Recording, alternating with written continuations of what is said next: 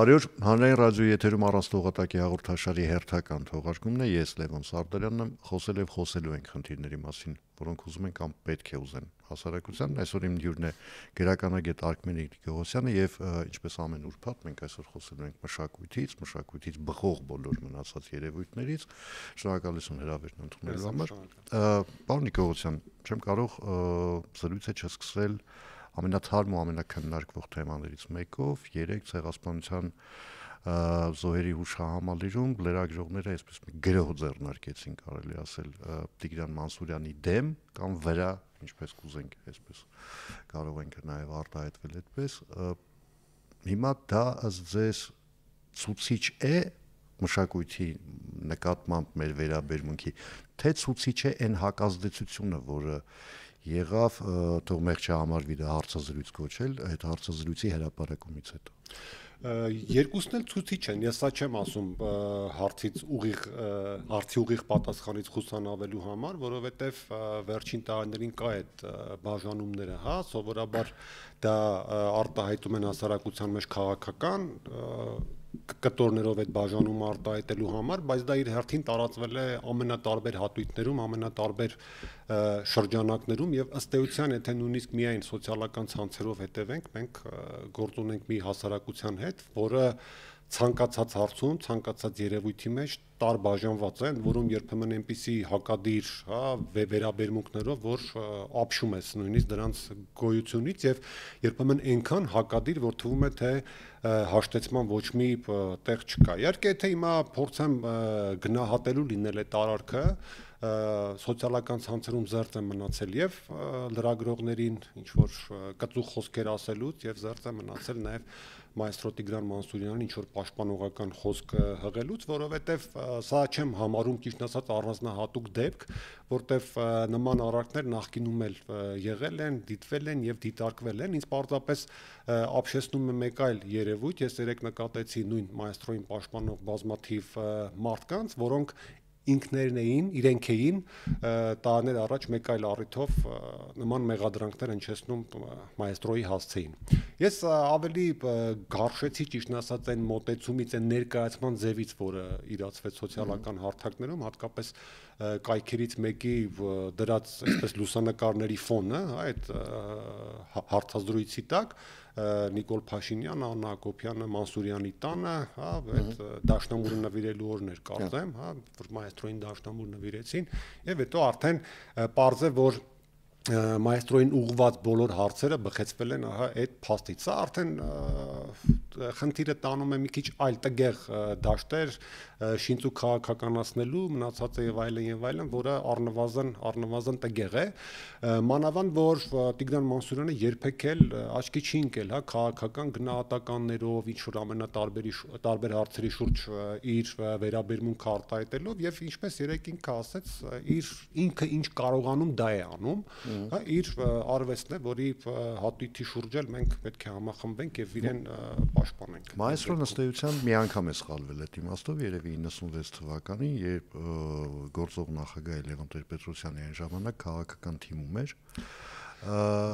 Դրանից հետո ամենայնպես ես չեմ հիշում, որ Տիգրան Մանսուրյանը որևէ կերպ ներգրավված լինի քաղաքական այսքան գործընթացում։ Կատեգորիկ առումով ես դա էլ չէի համարի սխալ, որովհետև երբեք չես իմանա խնդիրները ինչպես են երբեմն բացատրվում նման մասշտաբի, հա, եւ նման հայտնիության մարդկանց, որովհետև ես ինքս հատկապես տարիներ առաջ ներգրավված լինելով ամենատարբեր այսպես խմբերում, հատկապես արվեստի գործիչների, հա, գիտության գործիչների հետ տարբեր հանդիպումներ եմ մեծ ունեցել գրեթե բոլոր նախագահների հետ, գրեթե բոլոր վարչապետերի հետ եւ այդ ժամանակ նման արարքների անհրաժեշտությունը երբեմն պատճառաբանվում էր այնքան կարևոր հարցերով ուղղված պետության կայացմանը, պետության զարգացմանը, այս կամ այն միջազգային հարցի շուրջ ինչ որ կոնսենսուսի ստեղծմանը, որ նմանատիպ երևույթների մեջ, հա, գործընթացների մեջ ներգրավելը ուղղակի դու համարում ես քո պարտքը։ Այս առումով, երբ որ հիմա լրագրողի հարցը դիտարկենք որպես հասարակական պահանջ, հա, սա ես կձևակերպեմ այսպես, եթե իշխանությունների կողմից երբեմն Մանսուրյանին կամ մյուսներին լինում են այդպես դրթող քայլեր ներգրավելու ինչ որ գործընթացների մեջ, ապա մեր հասարակությունը շատ վաղուց ուղղակի չի կարողանում ձևակերպել իր պահանջները ավելի հստակ, որպեսզի, այսպես ասեմ, էլի Մանսուրյանն էլ ու մյուսներն էլ ավելի հստակ կողնորոշվեն ինչ են ասելու կամ ինչ են անելու, որտեվ ես պատահաբար չբերեցի այդ օրինակը, որ կարող են մի օր հայոյել, մի օր պաշտպանել, վաղը մյուս օրը հայոյել, եւ երբ որ տեսնում ես դրանց ներքին հատակը, բոլորը պատեհապաշտական, ինչ որ ներքին քաղաքական փոքր խնդիրներ լուծելու համար են, եւ վերջապես ես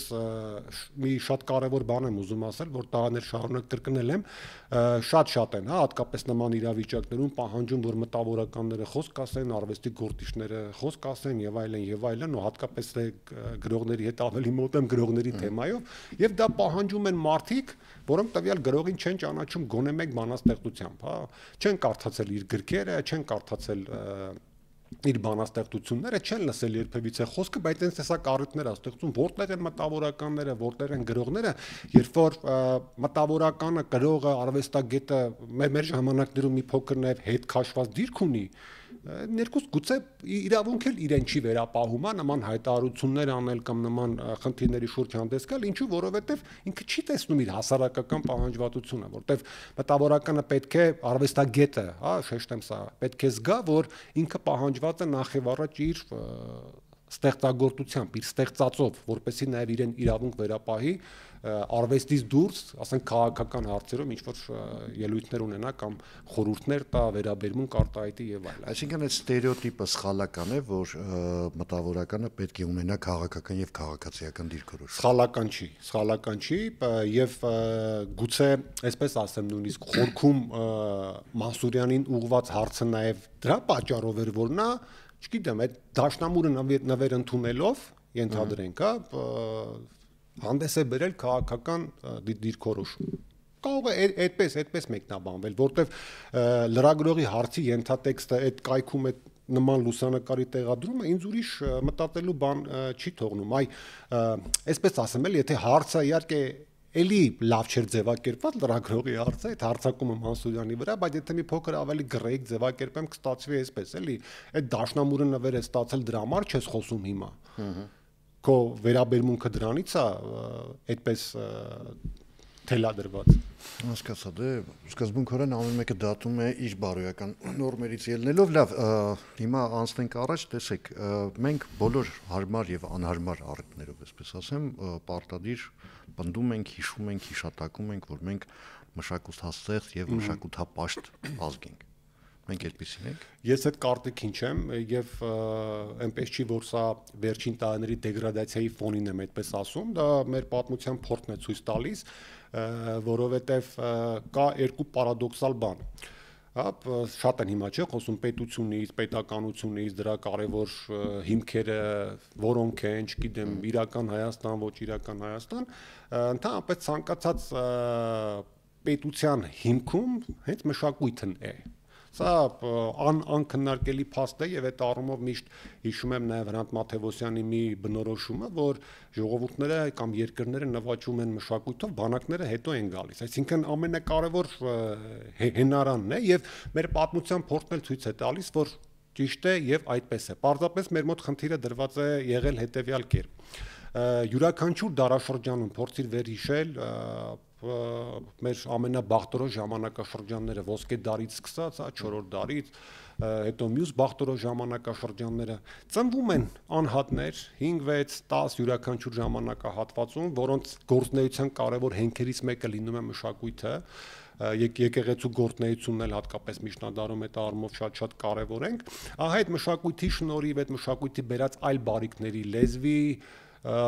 պահպանման, մյուս հատույթների գործունեության շրջանակում ամրապնդվում է ինչ-որ մի բան, ժողովրդի ինքնագիտակցությունը, չգիտեմ, ազատագրական պայքարներ ունենալու եւ դրանք հաղթելու այդ տեսլականները եւ այլն,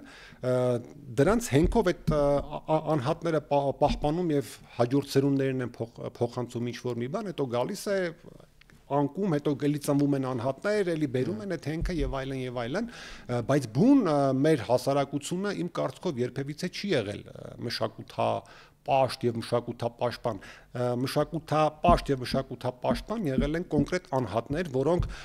տարբեր բարեբախտություններով եղել են նաեւ իշխանության գլուխ կամ պետության գլուխ կամ թագավորության գլուխ։ Այդ առումով օրինակ Վռամշապուհ առաջին պլանում է։ Այո, Վռամշապուհ թագավորի օրինակը օրինակ ամենակարևորներից է, տեսնելով պետության անկումը մոտալուտը գտավ ելքը ինչպես պահել գոնե ժողովրդի ինքնությունը կամ իշենք Կիլիկյան շրջանում Լևոն թագավորի օրինակը, հա, կամ էլի շատ սիրելի օրինակ կա ինձ Ալեքսանդր Մյասնիկյանի օրինակը արդեն 20-ական թվականներին, երբ ըստ էության Հայաստանը չճանաչելով եկավ, տեսավ սով, ամենատարբեր խնդիրներ, գաղթական ժողովուրդ, ցեղասպանությունը ընդամենը 5-6 տարվա պատմություն ուներ, բայց ինչից սկսեց այդ մարդը, նախ եւ առաջ աշխարհի բոլոր ծայրերից հավաքեց բերեց այն ամենատաղանդավոր մարդկանց, որոնք սյուն են, որոնք մշակութային մարդիկ են։ Նույն Ալեքսանդր Սպենդիարյանը վերջապես եկավ Հայաստան եւ գրեց առաջին հայկական օպերան։ Թամանյանին հետ բերեցին, Կոստան Զարյանին, Զաբել Եսայանին, Ավետիք Իսահակյանին, շատ-շատերի, Մարտիրոս Սարյանին ի վերջո, որտեղ կար է հստակ գիտակցում այդ անհատի, որ մշակույթն է հենց պետության հենքը։ Իսկ թե ժողովուրդը հասարակությունը ինչպես վերաբերվեց այդ մշակույթին, ինչպես պաշտպանեց եւ այլն, մենք տեսնում ենք հետագա տասնամյակներում, որովհետեւ բավական էր, որ լինեին անկախության առաջին տարիները, որտեղ տարբեր պատճառաբանություններով, տարբեր հանգամանքների բերումով բարձի թողի շատ բան կար, մենք ակներով տեսանք ինչպես է մեր ժողովուրդը վերաբերում մշակույթին եւ արդյոք մշակութապաշտպան է, հա, այն վանդալիստական արարքները, որ կատարվում էին տարբեր արձանների, տարբեր անգամ եկեղեցիների պատերի հետ, դրա ամենավառ ապացույցն են։ Իսկ եթե գանք մեր օրեր, հատկապես մեր օրերում այդ միֆը ակներևաբար ծրված է, որտեղ մենք գործ ունենք ուղղակի մշակութային առումով աղետի հետ, սպառման տեսանկյունից, հա, գործ ունենք աղետի հետ, իհարկե վերջերս ինձ մխիթարեց, որ օպերա շատ են գնում մարդիկ, բայց մենք այստեղ էլ գործ ունենք հասարակության մի ընտրյալ խավի հետ, որը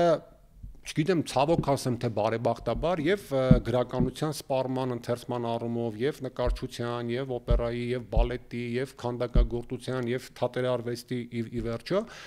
ապահովում է որոշակի պատրանք, նեղ խավը, որը մեզ թույլ է տալիս դեռ լավատես լինել այդ առումով։ Քանդակագործ Վաչե Պետրոսյանը ժամանակին մի անգամ զրույցում ասեց ցանկացած ազգի սերուցքը 500 հոգի է։ Կապ չունի 3 միլիոնանոց ազգա, եթե 3 միլիարդանոց։ Միանշանակ համաձայն եմ եւ եթե փորձենք նաև այդ ամեն ինչը արտահայտել թվերի լեզվով, շատ ավելի ակնառու փաստ կունենանք դա հաստատող, տեսեք ամենալի թատերական ներկայացումները դահլիճը, հա, 500-ից ավել չի։ Չգիտեմ, փորձեք ցանկացած ամենալավ նկարչական ցուցահանդեսը գնալ, 500 այն ամենալավ թիվն է, որը կլինի եւ վերջապես Հայաստանում գրքերի միջին տպաքանակը 500-ը չի անցնում։ Այս որպես ոլորտին շատ քաջատեղեք մարդ եմ ասում, ընդորում է դա ներողություն, իսկ կարող է դա նրանից է, որ այն գրքերը չեն տպվում։ Չէ, գիտեք ինչի համար եմ ասում, օրինակ տեսեք, աշխարհի պատմության լավագույն վեպերից մեկը Քաջարեզին Վուրշվեյկի արկածներ, եթե դու ուզում ես հայերեն կարդաս, դու պիտի գնաս այդ գրքի, կներեք այդ բառի համար, դալալների մոտ, վերավաճառողների մոտ ու գնես 70-ական թվականների խորհրդային հրատարակություն։ Հասկացած ես Լևոն, բայց քանի որ եկաք իմ ոլորտ, որտեղ ես բոլոր հարցերի պատասխաններն ունեմ բարեբախտաբար, հիմա պատասխանեմ։ Վերջին տարիների գրահրատարակչական դաշտի ամենակարևոր աշխատանքներից մեկը այն է, որ բոլոր այն գրքերը, բոլոր այն կարևոր արժեքները, որոնք ինչ-ինչ պատճառներով չեն թարգմանվել հայերեն անցած դարերի, տարիների, տասնամյակների ընթացքում, պետք է թարգմանվեն հայերեն եւ ունենանք անգամ այն դեպքերում երբ որ թարգմանությունները եղել են բայց եղել են միջնորդ լեզվից ամեն ինչ արվել է որ դրանք թարգմանվեն հայերեն վերջերս օրինակ Մարսել Պրուստի Դեպի Սվանը լույս տեսավ կորուսյալ ժամանակի որոնումներում վիպաշարից հիմա 100 տարվա մենությունը Մարկեսի կրկին թարգմանվեց առաջին անգամ Միգել դե Ունամունոն եւ տասնյակ գրողներ հնչեցին հայերեն նույնիսկ Աստվածային կատակերգության նոր թարգմանություն Մարկեսի գործը ինչպես է թարգմանվել մենության 100 տարի ոչ 100 տարվա մենություն, որովհետև էս էլ հարցի մյուս կողմն է, կար Ռուբեն Հովսեփյանի այնուամենայնիվ հանճարեղ թարգմանության գործոնը, որտեղ այնքան հանճարեղ բան կա, թեպետ գիրքը բնագրից չի թարգմանվել, որ ձևավորված ավանդույթներ կան, որ պետք է պահենք։ Այդ առումով մենք շատ բաներ ենք պահում, անվան սխալ տարադարձումներ կան, որոնք այնքան են ամրագրվել մեր իրականության մեջ, որ պետք է պահենք։ Հիմա գալով կոնկրետ օրինակի Քաջարի զինվոր շվեյկի արկածները, որում արդեն իսկ վերնագիրն է սխալ թարգմանված, ես արդեն process-ից տեղյակ մարդ եմ ասում, եւ գիրքը թարգմանվել է ժամանակին ռուսերենից, արել է Սուրեն Վահունին, ընդ որում խորթային իրականության մեջ մի շատ վատ բան կար, մի միտում կար, ռուսները նախապես թարգմանում էին, գրաքննության էին ենթարկում, հետո պարտադրում էին մյուս հանրապետություններին իրենց լեզուներով ռուսերենից թարգմանել, ես ասեմ, որ այդ վեպը Յարոսլավ Աշոկի ուղղակի խայտառակ վիճակում է ներկայացված այն ընթերցողին եւ հիմա աշխատանքներ են տարվում, որպեսզի հենց չեխերենից, հենց իսկական վերնագրով այդ վեպը լույս տեսնի հայերեն։ Ես ուզում եմ վստահություն հայտնել, որ առաջիկա 1-2 տարում դա կլինի։ Իսկ ինչու ավելի շուտ չի արվել։ Սա էլ հարցի մյուս կողմն է, որտեղ վերջին տարիներին նաև տիտանական ուղղակի աշխատանք է կատարվել, որպեսզի մենք ունենանք լավ թարգմանիչներ այն քիչ թարգմանվող լեզուներից, որպեսզի համեմատությունը ավելի առարկայաբար զգաք, մինչև 2012 թվականը Հայաստանում գրքերը թարգմանվում են հիմնականում 3 լեզվից՝ ռուսերեն, անգլերեն, ֆրանսերեն, հետո կար նաև գերմաներենի մի քիչ գործոն, ընդ որում պայմանավորված գրանտներով, էլի, որ երկրից ինչ շատ գրանտ կար, տվյալ լեզուն ակտիվանում էր։ Եվ ընդհանրապես լեզուների թիվը որ նայենք 4-5 լեզու է, առավելագույնը 7։ Այս պահին Հայաստանում տարբեր հրատարակիչներ եւ նախևառաջ կոնկրետ հրատարակության գործունեության շնորհիվ մենք արդեն ունենք 35 լեզվից կատարված թարգմանություն եւ ջանք է դրվում, որպեսզի այդ գրքերը բնագրերից թարգմանվեն։ Եվ հիմա չեխերենից օրինակ մենք չունեինք դեռևս որևէ հրատարակություն, բայց վերջերս լույս տեսավ արդեն Վիկտոր Դիկի Արնետորսը, չեխական եւ համաշխարհային գրականության լավագույն գործերից մեկը եւ շուտով կլինի նաեւ Հաշեկի գործը եւ մենք վերջապես կկարդանք այդ գործը։ Ես ամենայն վստահությամբ եմ ասում։ Ես անհամբեր կսպասեմ, որովհետեւ իմ 3 սիրելի գործերից մեկն է ընդհանրապես։ Հիմա տեսեք, բայց քանի որ խոսք գնաց գեղարվեստական գրականության մասին, այսպես մի վիճելի թեզ առաջ բերեմ, որի շուրջ կարելի է մտածել օրինակ։ Ինքը գեղարվեստական գրականությունը իրրացիոնալ է։ Այն իմաստով, որ ինքը հուզական է ավելի շատ այն դեպքում, երբ ժամանակակից աշխարհը այսպես մեզ պարտադրում է ռացիոնալիզմ, այստեղ հակասություն չկա։ Դե եթե նայենք գրականության պատմությանը, միշտ այդ հակասությունը եղել է, որովհետև գրականությունը ոչ միայն միտված է պատկերել, արտացոլել, արտապատկերել, չգիտեմ, ընդհանրացնել իրականությունն, այլ նաև շատ ժամանակ կռվել այդ իրականության դեմ, դա վերափոխելու համենայն դեպս գոնե ցանկությամբ։ Եվ գրականության, գեղարվեստական գրականության մասին այդ առումով այդպես դատելիս երկու գործոն պետք է հաշվի առնենք, կա օրինակ դասական գրականությունը, որը ստեղծվել է իր ժամանակի պահանջով, իր ժամանակի խնդիրները, նաև այդ տեսակ խնդիրները լուծելու խնդրադրությամբ եւ կա ժամանակակից գրականությունը, որը ստեղծվում է հնդածած, հա։ Եվ եթե ժամանակակից գրականությունը դիտարկենք, ահա ձեր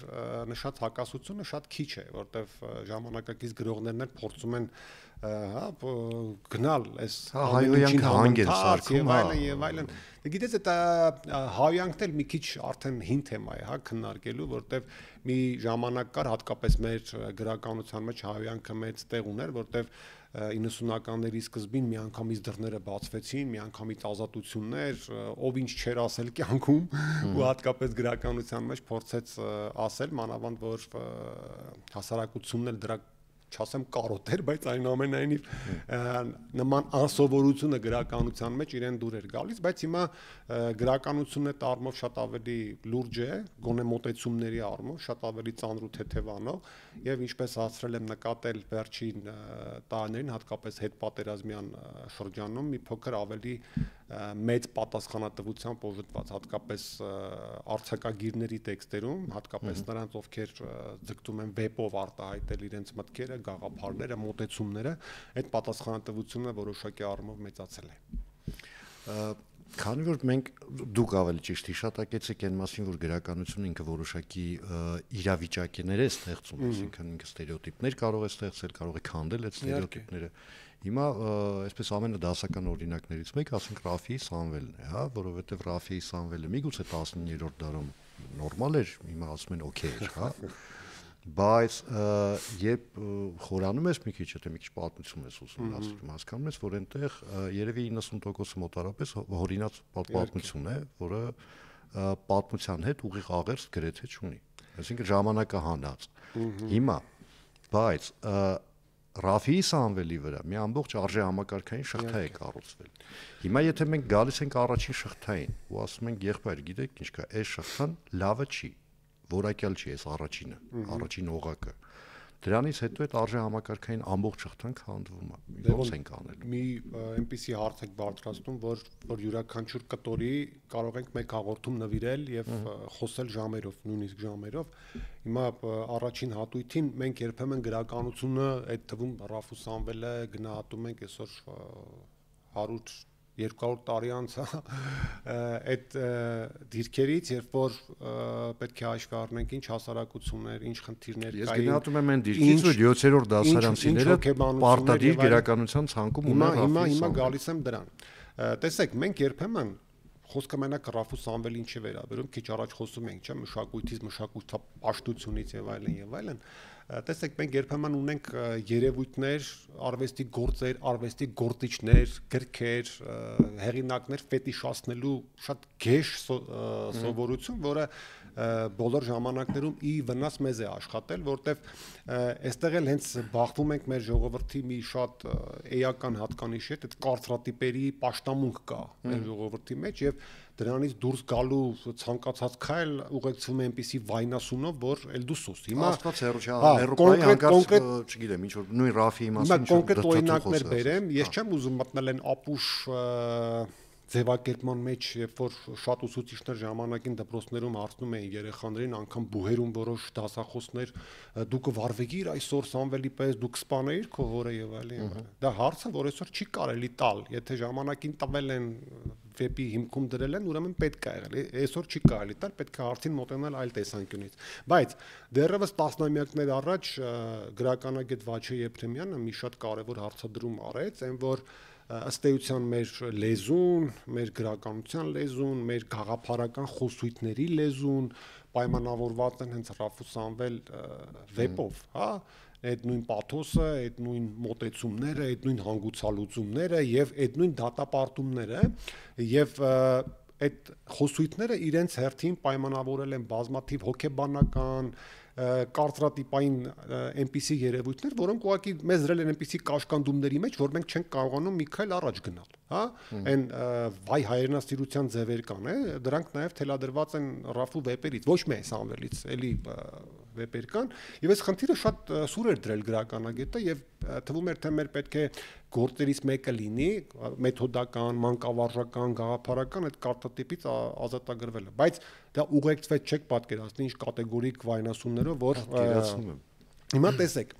երկրորդ կտորը շատ առնչվում է մեր օրերին եւ ես վախենում եմ, որ հիմա մեր եթերից հետո հաղորդման տակ ինչ որ մեկնաբանություններով նաեւ հայոախառ անդրադառնամ իմ այդ մեկնաբանությանը, բայց չեմ կարող չանել։ Երբ որ դպրոցական նոր չափանիշներով, հա, խնդիր էր դրվել մի պահ, որ Ռաֆը օրինակ որոշ գործեր չլինեն դպրոցական դասագրքերում եւ այլն, գիտեք ինչ կատարվեց, այլ իշխանություններին հայոյանք, չգիտեմ, դիմություններին հայոյանք, ուսուցիչներին, այդ չափորոշիչները կազմողներին, դասագիր գրողներին եւ այլն, եւ բերվում էր օրինակ, որ տեսեք նույնիսկ հայերենական պատերազմի ժամանակ խորհրդային պետությունը, որ այդքան բաներ, հա, զգայուն էր ազգայնամոլական, չգիտեմ ինչ ազգային հարցերի վերաբերյալ թույլ տվեց Ռաֆու վեպերը տպագրել։ Հա, բայց դուք եկել եք անկախ Հայաստանի պայմաններում հայրենական պատերազմի ժամանակ սովետական պետությունը պատվիրեց Վարդանանց վեպը։ Այո, եւ Պապ Թագավորը։ Հիմա տես, ամբողջ հարցը հենց այդ է, երբ որ գալիս ենք մեր ժամանակներ, ասում եմ դուք մեր ժամանակներում արգելում եք նման հայրենասիրական գործերի հրատարակում։ Հիմա խնդիրը հետեւյալն է, բացի պատերազմի շրջանից պատերազմից առաջ Ռաֆին արգելված էր, պատերազմից հետո կրկին արգելվեց եւ 50-ականների վերջ 60-ականներ, որ Ռաֆու որոշ գործեր թույլ տվեցին քիչ թե շատ շրջանառել եւ այլն եւ այլն։ Հիմա խնդիրը դրված է հետեւյալ կերպ. դուք կարող եք ունենալ գրականության մեջ արժեքներ, արվեստում, մշակույթում, տարբեր ոլորտներում արժեքներ,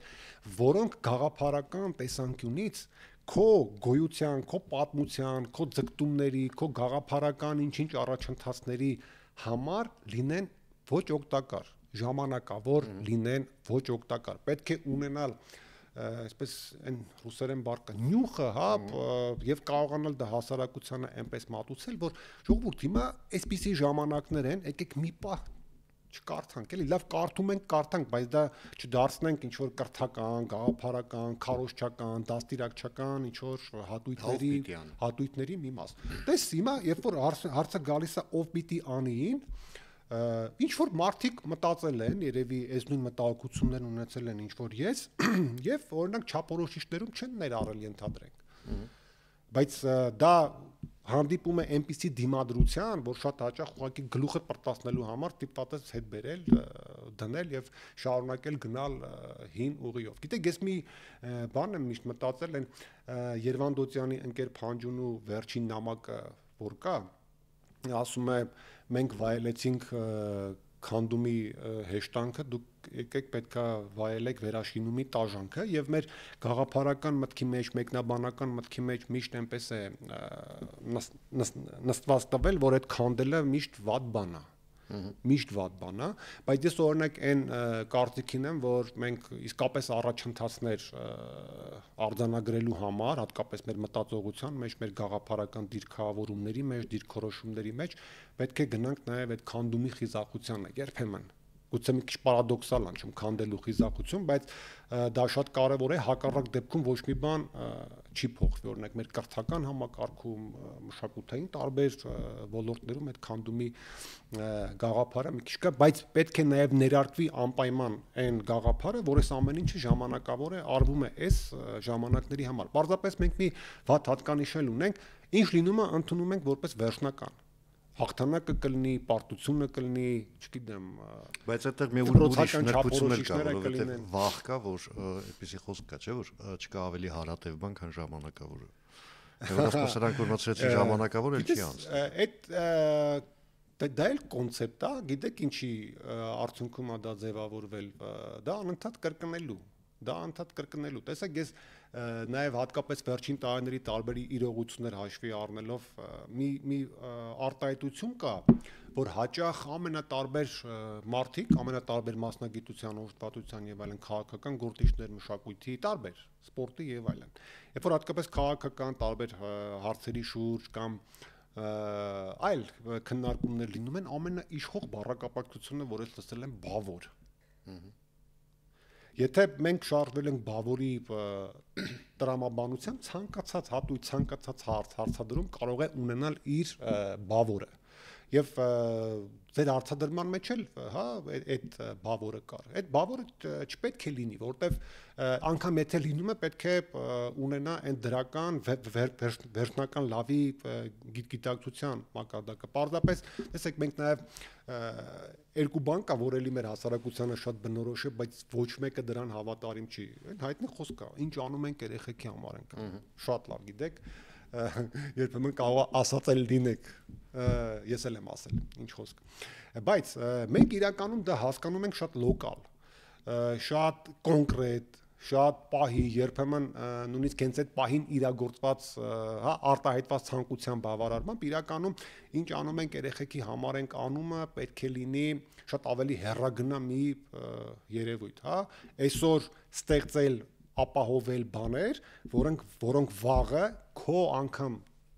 բացակայության պայմաններում չես ապրելու այդ ժամանակներում։ Դա ծերուն ու տնկած ծառի նման, հա։ Ծառայեն որպես հանրային բարիք։ Իսկ մենք իրականում հատկապես նման ոլորտներում, այդ կրթության ոլորտում կլինի, չգիտեմ, քաղաքականության մեջ կլինի, ինչ անում ենք մեր համար ենք անում։ Հավատացեք, ոչ մեկ իսկապես չի մտածում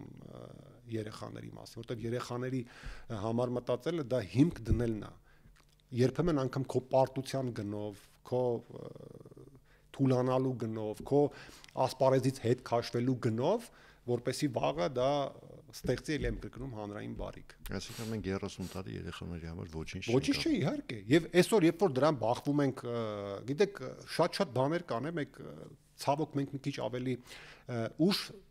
եւ դառնագույն պայմաններում էլի սկսեցինք հետ նայել այդ դառնագույն պայմաններում սկսեցին կարժևորել եւ դա լրացուցիչ ինչ որ հուզական ֆոն է ստեղծում, որ երբեմն կարող է եւ վնասակար լինել, ոչ օգտակար, բայց այնուամենայնիվ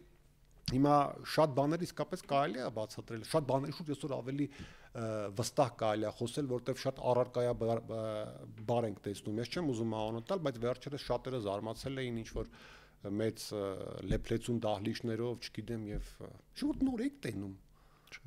Նոր եք տենում, որ դուք այդ եք։ Բայց մի բան ասենք էլի։ Հա պետք է ասեն, չէ, ուն որում ասում են մարդիկ։ Հենց այդ եմ ասում, դրամաբանություն, դե մի բան ասենք։ Հա, դե էդ էլ է դա, բայց սա էլի ես գալիս եմ այն եզրահանգմանը, որ նույնիսկ մեր այս դառնագույն ժամանակներում, այս մեր ցավոտ ժամանակներում այնուամենայնիվ այդ ձեր ասած 500-ի վրա է իմ հույսը։ Դրանք մարդիկ են, որոնք ստեղծելու են, դրանք մարդիկ են, որոնք ահա չեն վախենալու այն ժամանակից, որտեղ իրենք չեն լինելու, բայց իրենց ցանածը ծիլ է տալու։ Ու հույս ունեմ կեղծ էլիտիզմով չեն վարակվի։ Շնորհակալություն զրույցի համար։ Հիշեցնեմ այսօր իմ զրուցակիցներ գերականագետ Արքմենիկ Նիկողոսյանը, ես Լևոն Սարդարյանն եմ, կհանդիպենք արդեն երկուշաբթի օրը նույն ժամին, նույն վայրում։ Հաջողություն եւ համբերություն բոլորիս։